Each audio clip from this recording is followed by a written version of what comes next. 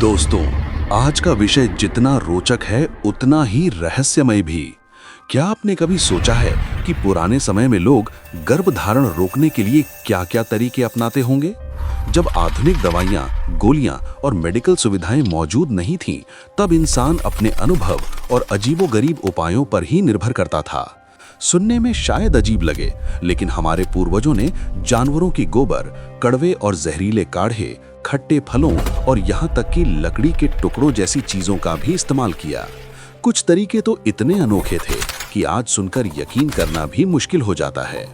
इस वीडियो में हम आपके लिए लेकर आए हैं गर्भ निरोध के इतिहास से जुड़े ऐसे ही सबसे हैरान कर देने वाले टॉप 5 अजीब तरीके, जिन्हें जानकर आप भी चौंक जाएंगे। अगर आपको भी ऐसी रहस्यमयी, अनोखी और ज्ञान से भरी जानकारी पसंद है, तो हमारे इस छोटे से परिवार का हिस्सा जरूर बनिए। चैनल को सब्सक्राइब कीजिए, वीडियो को लाइक कीजिए और हमारे साथ जुड़े रहिए, ताकि हम आपके लिए ऐसी ही दिलचस्प और अनसुनी जानकारियां लगातार लाते रहें। Number 5, brutal female lock. दोस्तों, लोगों को लगता है कि ताले वाली लोहे की पेटियां बहुत पुराने समय के क्रूर यातना उपकरण थे, लेकिन सच्चाई इससे कहीं ज्यादा अजीब और रहस्यमयी है। असल में ये पेटियां मध्य युग में नहीं, बल्कि 1800 के दशक के बाद लोकप्रिय हुईं। उस समय की फैशन पत्रिकाओं में इन्हें एक आधुनिक सुरक्षा साधन की तरह पेश किया गया। दावा किया जाता था कि ये महिलाओं को बलात्कार से बचा सकती हैं। लेकिन इन पेटियों का इस्तेमाल सिर्फ सुरक्षा तक सीमित नहीं था। धीरे धीरे इन्हें गर्भ निरोधक के रूप में भी देखा जाने लगा। उस समय सुरक्षित और वैज्ञानिक गर्भ निरोधक साधन बहुत कम थे, इसलिए कुछ लोगों का मानना था कि अगर महिला ये पेटी पहनेगी तो यौन संबंध नहीं बन पाएंगे और इस तरह अनचाही गर्भावस्था से बचाव हो जाएगा। औद्योगिक क्रांति के दौर में जब इंग्लैंड और फ्रांस में महिलाएं बड़ी संख्या में काम पर जाने लगी, तब कार्यस्थलों पर यौन उत्पीड़न का खतरा भी बढ़ गया। ऐसे माहौल में कई महिलाओं ने इन पेटियों को दोहरे समाधान के रूप में अपनाया। एक तरफ खुद को गलत लोगों से बचाने के लिए और दूसरी तरफ अनचाही प्रेगनेंसी रोकने के लिए। लेकिन कहानी का एक अनभेरा पहलू भी था। कई पुरुष इन पेटियों का इस्तेमाल नियंत्रण के साधन की तरह करने लगे। वे अपनी पत्नियों को इन्हें पहनने के लिए मजबूर करते थे, ताकि वो किसी और से संबंध ना बना सकें, गर्भधारण ना कर सकें और अपनी इच्छाओं पर काबू रखें। इस तरह जो चीज सुरक्षा और गर्भ निरोधक उपाय के नाम पर शुरू हुई थी, वही धीरे धीरे डर, दबाव और शोषण का प्रतीक बन गई। आज ये लोहे की पेटियां इतिहास के संग्रहालयों में बंद पड़ी हैं, लेकिन अपने पीछे छोड़ गई हैं एक सवाल: क्या ये सच में सुरक्षा का साधन थी या सिर्फ नियंत्रण का एक रहस्यमयी औजार? Number 3, poisoned contraceptive. दोस्तों, हजारों साल पहले प्राचीन चीन में कुछ महिलाएं गर्भ निरोध के लिए एक बेहद रहस्यमयी और खतरनाक तरीका अपनाती थीं। वे धातु पहनती नहीं थीं, बल्कि उसे पी जाती थीं। उस समय ये माना जाता था कि तरल सीसा या पारा पीने से गर्भधारण नहीं होगा। किसी को ये समझ नहीं थी कि ये दवा नहीं बल्कि जहर है। लोगों को बस इतना कहा गया, ये काम करेगा, और उसी भरोसे पर महिलाएं ये कदम उठा लेती थीं। जैसे ही ये तरल शरीर में जाता, वो चुपचाप खून में घुलने लगता। तुरंत कोई दर्द नहीं होता, कोई चेतावनी नहीं मिलती। बाहर से सब कुछ सामान्य लगता था, लेकिन अंदर ही अंदर शरीर टूटना शुरू हो जाता। जहर धीरे धीरे अपना असर दिखाता और तब तक बहुत देर हो चुकी होती। सबसे पहले इसका असर महिलाओं की प्रजनन शक्ति पर पड़ता। कई महिलाएं हमेशा के लिए बांझ हो जाती। इसके बाद गुर्दे कमजोर पड़ने लगते, मस्तिष्क को नुकसान पहुंचता, याददाश्त घटने लगती और सोचने समझने की ताकत कम होने लगती। शरीर हर दिन थोड़ा थोड़ा जवाब देने लगता। कुछ मामलों में जहर इतना फैल जाता कि शरीर पूरी तरह हार मान लेता। बिना किसी शोर, बिना किसी चेतावनी के मौत आ जाती।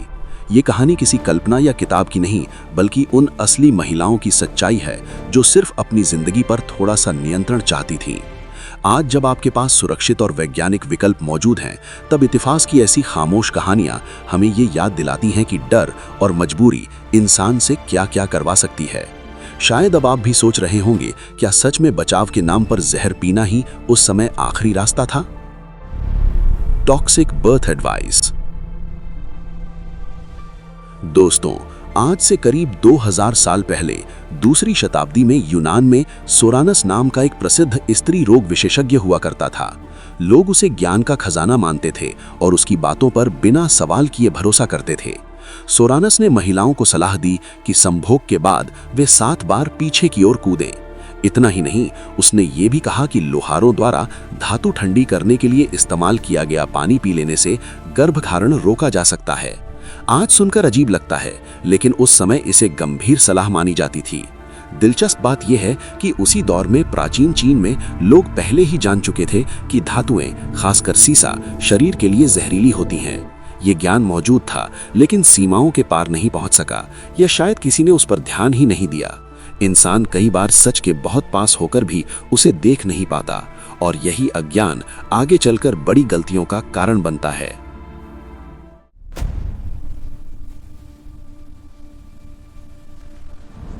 दोस्तों, प्राचीन भारतीय और मिस्रवासी मगरमच्छ और हाथी जैसे विशाल और रहस्यमय जानवरों को साधारण जीव नहीं मानते थे।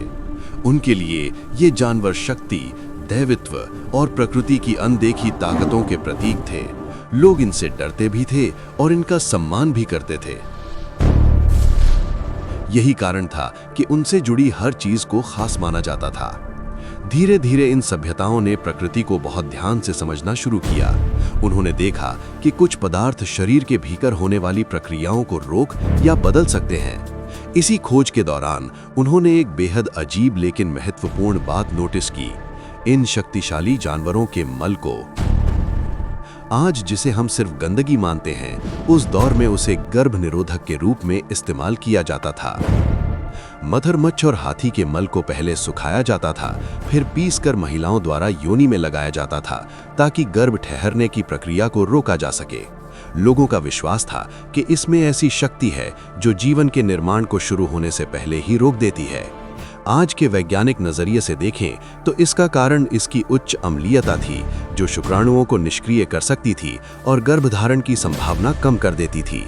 हैरानी की बात यह है कि उस समय लोगों को पीएच, बैक्टीरिया या रसायन विज्ञान का कोई ज्ञान नहीं था। फिर भी अनुभव और प्रयोगों के आधार पर उन्होंने ये जान लिया था कि ये तरीका काम करता है।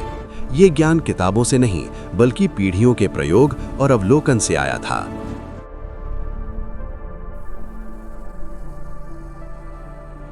दोस्तों, उस दौर में यहूदी समुदाय की महिलाएं एक ऐसा तरीका अपनाती थीं जो दिखने में साधारण था, लेकिन अपने अंदर गहरा रहस्य समेटे हुए था।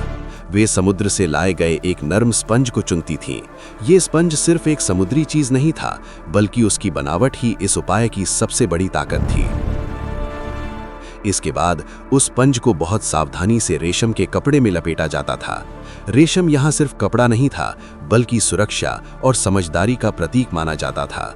हर कदम सोच समझकर उठाया जाता था, जैसे हर छोटी बात का भी खास मतलब हो। फिर उस रेशम में एक पतली सी डोरी बांधी जाती थी ताकि सब कुछ नियंत्रण में रहे और कोई भी चीज अनजाने में गलत ना हो।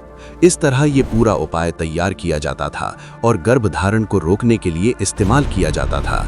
हैरानी की बात यह है कि उस समय के हिसाब से ये तरीका काफी हद तक कारगर भी माना जाता था। दोस्तों, हमारे पूर्वजों ने गर्भ निरोध के लिए कितने अजीब, खतरनाक और रहस्यमय तरीके अपनाए।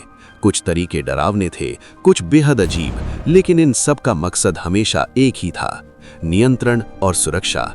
इतिहास हमें ये याद दिलाता है कि इंसान अपने समय के अनुसार चुनौतियों का सामना करता रहा, चाहे वो विज्ञान के बिना हो या केवल अनुभव और विश्वास के भरोसे। अगर आपको भी ऐसी अनसुनी, रहस्यमय और ज्ञान से भरपूर कहानियां पसंद हैं, तो हमारे छोटे से परिवार का हिस्सा बन जाइए। चैनल को सब्सक्राइब कीजिए, वीडियो को लाइक कीजिए और नोटिफिकेशन ऑन कीजिए, ताकि हम आपके लिए ऐसी ही रोचक और हैरान करने वाली कहानियां लगातार लाते रहें। याद रखिए, आप सिर्फ एक व्यूअर नहीं हैं, आप इस परिवार का हिस्सा हैं। तो आइए हमारे साथ जुड़िए और इतिहास की इन अद्भुत और चौंकाने वाली कहानियों का आनंद उठाइए।